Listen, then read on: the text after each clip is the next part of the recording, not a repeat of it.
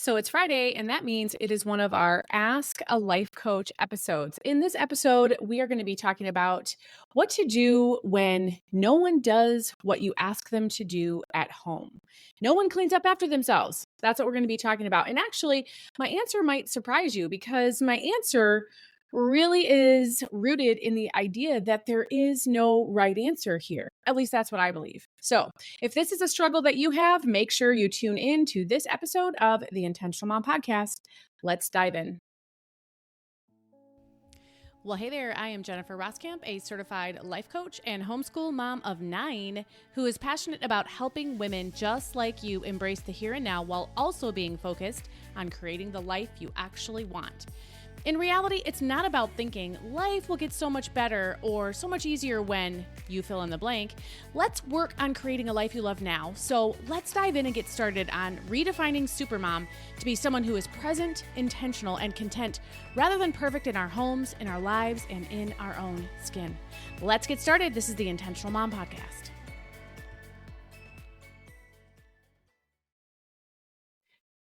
Well, hey there, it is Jennifer, and I am excited to bring another Friday Ask a Life Coach episode to you. This is a question that I get asked all over the place. I get people who message me this on Instagram. I get this question in emails. I get this question in Facebook messages, kind of everywhere I get this question. And I understand that. I understand that a lot because a lot of what I post is home things. It's me cleaning in our home. It's my kids cleaning in my home. It's us doing stuff. It's just showing family life, right? Like Instagram is very much a place where everybody can see the behind the scenes things that I often talk about in the podcast, on emails, even in classes and coaching programs, right? So, by the way, you can follow me on Instagram. I'm the Intentional Mom blog. That's where you can find me there. So, pretty much every day you will find a Instagram reel, and then you'll also find a lot happening in my stories there. That's where a lot of that behind the scenes stuff is shown. And so, for that reason, though, because of all that behind the scenes stuff that I show and people knowing that I have 9 kids, 8 who are still living at home, we're a homeschooling family. There's a lot of people here. There's a lot of people coming and going. Of course, it stands to reason that this is probably going to be a struggle I know something about. And again, they see it that I do post about this. So what to do when people don't clean up after themselves? That was the question that came in for this episode. And like I said, it's really kind of rooted in the fact that I don't think there's really one right answer here. And that might actually ruffle some feathers, in my mind, it's not a cut and dry answer. So what typically happens for me, and you can see how you relate to this, how similar my kind of thoughts and responses to these situations, how similar yours are to mine. But I mean, it is a part of reality, right? Every single day, part of my reality is that I walk somewhere, I walk into my kids' bedrooms, I walk into the kitchen, their bedrooms being not a shared space and the kitchen being a shared space. So when I walk into those areas and I see that there is messes that people haven't cleaned up, my responses are different. I want to kind of give that disclaimer. My responses are different based on the area that the mess is in, and obviously how much that mess affects me. So a mess in my kids' room isn't going to affect me the same way that a mess in my kitchen will, because my kitchen is a shared space. It's a space that I use.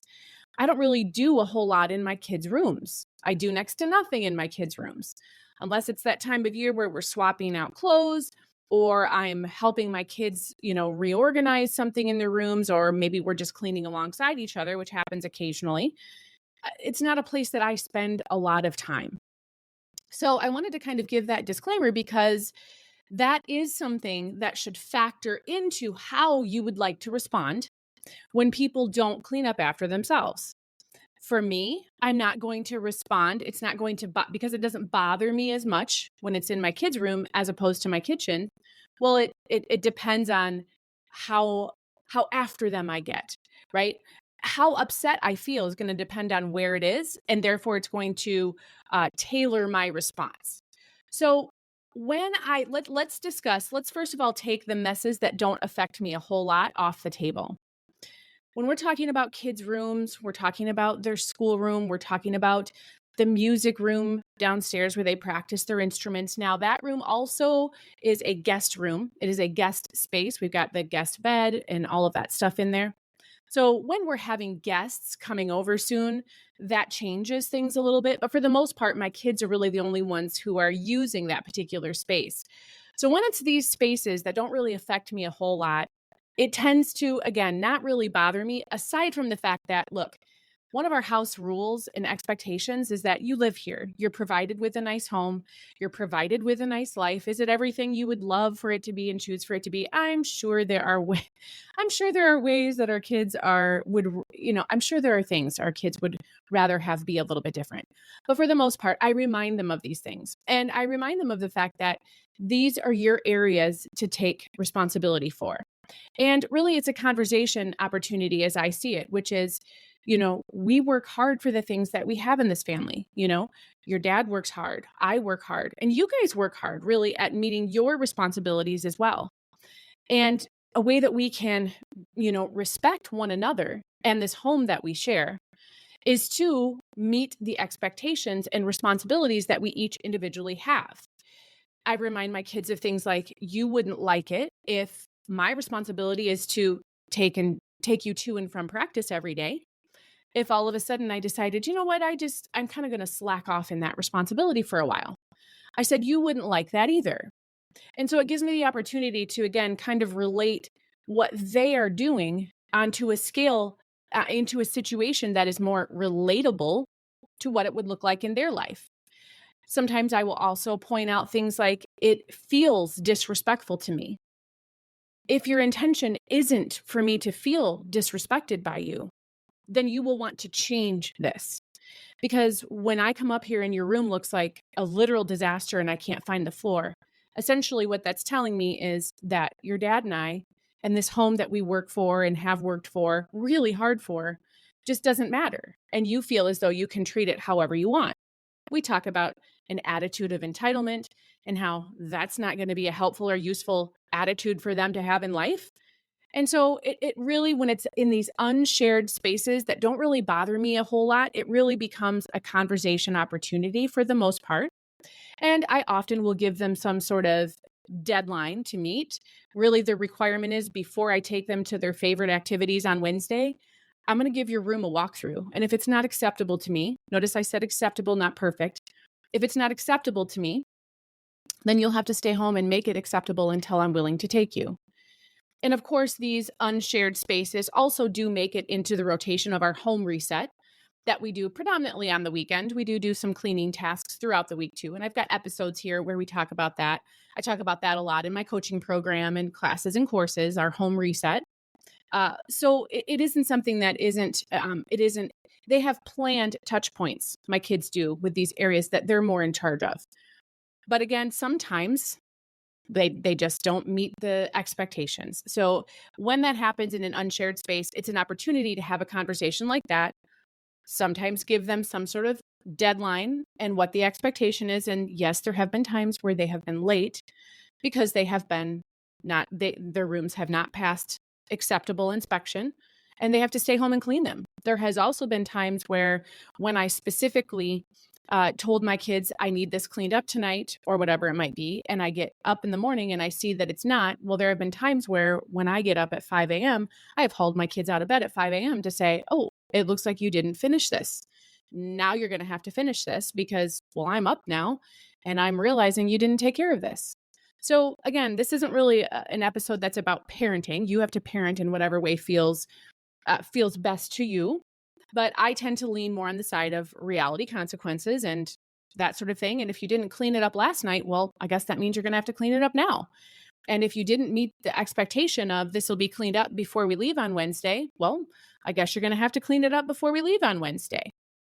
But all that to say, that's how I tend to handle it when it is these messes and they're not cleaning up after themselves in the areas that don't really affect me.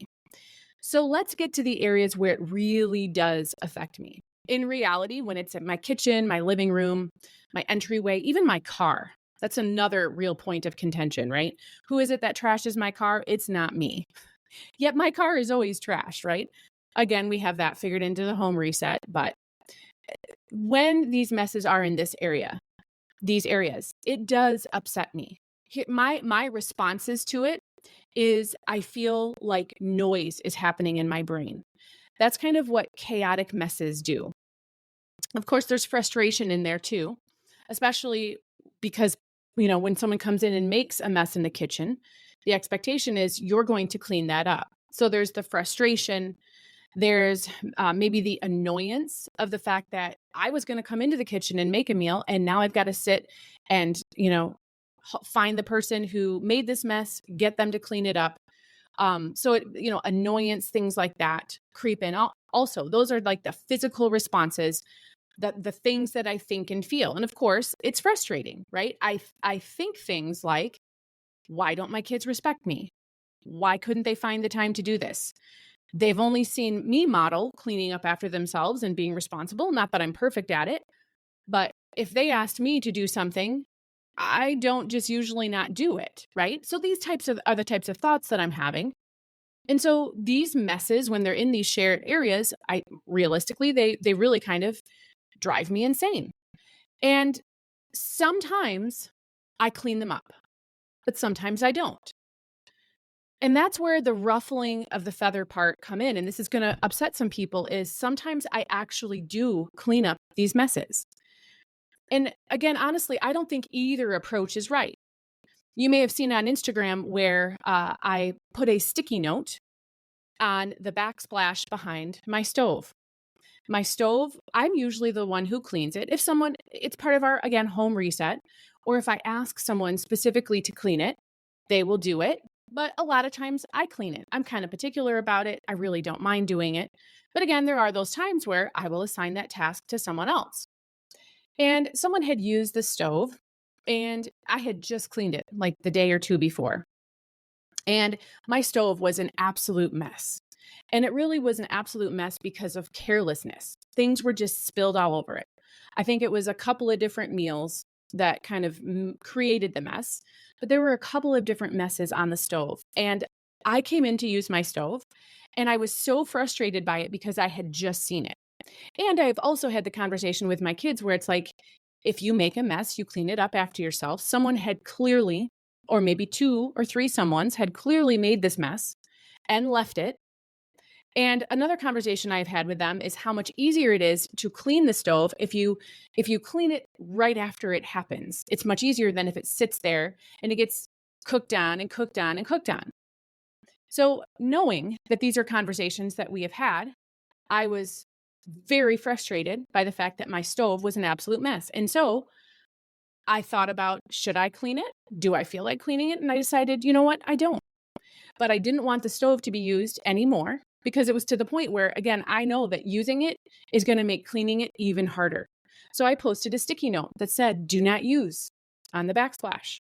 And I had every kid who cooks anything ever and my husband all say, why are we not allowed to use the stove? And again, I look at it and think, shouldn't it be obvious? But the question was asked. And so I would say, well, someone's going to need to clean the stove before it can be used anymore. That was one of the instances where I said, you know what? People are going to take responsibility, or someone's going to take responsibility for this. Someone's going to take ownership of this. I guess that's the difference. Responsibility would be the person who made the messes saying, yeah, I made these messes. I'll take care of them. Ownership just basically says, here's a mess. I'm going to take care of it. And I guess ownership is what I was looking for. Because to me, it doesn't really matter who did it. They know better. I don't need to tell them again that they know better. It's just that ownership piece I was looking for. And so that was a case, and there are plenty of those cases where despite my frustration, despite my annoyance, despite my disappointment, all of those things, I chose to say, you know what?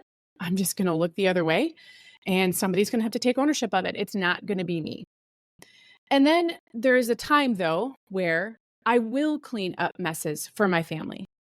And again, I think there is a place for both. At times, I will clean up these messes. When do I do that? Well, I do that when I really don't mind cleaning them up. Like I said, when I looked at my stove and I thought, do I feel like cleaning this up? Because again, I'm kind of particular about it. And sometimes I say, you know what? I'd rather just clean it up. So one of the first questions I ask myself is, do I want to clean this up? Another time where I might clean up messes like these is when I know that my family members have been busy and they need a break just like me at times, right? There are times, plenty of times where I need a break. There are plenty of times where it is not a night that I have planned for a yo-yo night for our meal, which means you're on your own. There are plenty of times where it might be a random Tuesday and I was planning on making a meal and it's been a day for me. And I will say to my kids, you know what? It's been a day. I'm not able to do dinner. I just need the night off. I'm just not doing that. I needed a break. There have also been times where I have not driven my kids to practice. There have been days where again, I will say to my kids, I'm sorry. It's been a day and I just do not have the bandwidth to be able to do all the shuffling back and forth to practice today. And I'm really sorry. And I know that you were counting on me for that. But I'm sorry. I just need a break tonight. And there are times where, you know, again, I will express that same sort of break needed, and my kids will give that to me. So that is another situation in which I might clean up one of these messes. Is I know that everybody's been busy and heading off in 1,000 different directions. So that's another situation in which I will clean up after my family. Another time I will clean up after my family. And again, I'm not talking about the cleaning I do on a regular basis. A lot of the cleaning that happens around here in terms of the home reset and things is things I do. And if you haven't ever heard me talk about why I haven't hired someone to clean my house, I know I've got a podcast episode about that. So you can find out more details on that. The spoiler alert is I actually enjoy cleaning. So I don't mind doing it. But these are the messes I'm talking about, the ones that do irritate you. They're the ones that someone else should have cleaned up. Okay. I just wanted to, again, kind of give you that differentiation. So I will also, criteria kind of number 3, when I will clean up after my family, is when doing so is therapeutic for me. Cleaning something just helps me get my anger out sometimes. And kind of the 4th criteria kind of piggybacks off this one. And that is, if my kitchen is a mess, I'm just going to pick on that. If my kitchen is a mess and it's 100% due to somebody else who didn't clean it up, and I can feel that anger coming, and I know it could be a while before someone else cleans that up. Maybe the person who made the mess isn't here right now. Maybe they're in the middle of a test or whatever it might be. And if there is going to be, if looking at that mess and visually seeing that mess is going to create unhealthy amounts of anger or frustration for me, where I know it's not going to be a wise thing to do for my relationship with that person, if I leave it, I will just clean it up. There are times where, again, we're human. My kids are human and I'm human. There are times where I just know that cleaning it up will make me feel better. I don't have to look at it anymore. I don't have to be frustrated by it anymore because it's now gone. Should that person have cleaned it up? Absolutely. And I think that's an important differentiation to make. I clearly understand that me cleaning it up, I have it clear in my mind when I choose to clean it up. It's not because I feel that it is my responsibility. It is not because I don't think anybody else will do it. It is because it has met these criteria in some way. And it is because it becomes a choice that I am making, not a burden I am choosing to carry. So that line of ownership hasn't transferred. I've not taken ownership of the mess. I'm saying I will take care of it, but I am not in any way taking ownership of this mess. And I think for me, it's important. I have that clear distinction in my mind. And that really gives me the ability to do it without feeling frustrated by it. It really allows me just to do it and move forward. Cleaning up after someone, in my mind, should not be expected. This is the important thing. I know that really in my family, no one expects that I'm going to clean up after them. They know better. Because cleaning up after other people, when it's something that they should be doing, is not my job. At times, when I turn away from it and leave the mess, like in the case of my stove, it feels empowering. But at the same time, it feels empowering when I diffuse myself by just taking care of it under the right set of circumstances. The reality for us is that we build a team feeling in our home. That's how we try to approach everybody living here, everybody sharing these spaces. And let's face it, we've got a lot of people. We've got a lot of people with a lot of stuff. A lot of life happens here. And we try to foster the idea of being a team here. We live as a team, we work as a team. But I also have come to learn, after being a parent now for 23 years, that being part of a team has to look different at times. And at times, different members of the team carry a different and heavier load. I think the point to make here, though, when people say and ask me the question, help, what do I do with these other people's messes? These criteria that I shared with you today, these criteria points are really going to help you. And it's a matter of also that line of differentiation in your mind of I'm cleaning up this mess after someone because I want to, or it's the right thing to do, or I'm cleaning up this mess because otherwise it's not going to get cleaned up. That's where we need to stop being the maid, right? We are not here to be the only one doing the grunt work. But the point I wanted to make in this episode is that I do think there's a time and a place where you doing that doesn't mean that it's you doing the grunt work. It's you making that choice. And as I demonstrated and kind of gave you examples of both, it goes both ways for me. And it really just comes down to me asking myself, what do I want? Using that criteria that I shared with you. So, as a mom, I am not here to be the maid, but I am also not here to be a drill sergeant who doesn't recognize that we are all human and that we all need things at times. Just like we have capacity, our kids have capacity. Just like we have bad days, our kids have bad days. Just like when we're feeling down, our kids are feeling down. Just like we find motivation hard to find sometimes, our kids find motivation hard to find sometimes. So I feel there is a place for both. There's a place for both strategies, letting it go and taking care of it. I feel like there's a place for both of those when it comes to help. Nobody cleans up after themselves. So there you have it. Those are my thoughts on that in this episode of Ask a Life Coach. We'll talk again soon. Well, I know that I am likely going to get some comments about that. I'm likely going to get people, there's going to be people on both sides of the fence, right? And I know that, and I'm okay I'm okay to put out there my thoughts on maybe controversial subjects. I think we can all learn from each other. I think no matter, even if you see cleaning up after your family totally on one side or the other, I think being open to hear a different train of thought and a different way of looking at it, I think we all do ourselves a huge favor when we are open to hearing others. I find it's often quite surprising when I actually sit and listen to a different or opposing point of view. I can almost always find things to take away and things to consider. So I hope this episode did that for you. In our next episode, well, it's a Monday episode, so we're going to have a shiny new mantra on Monday. We'll talk then.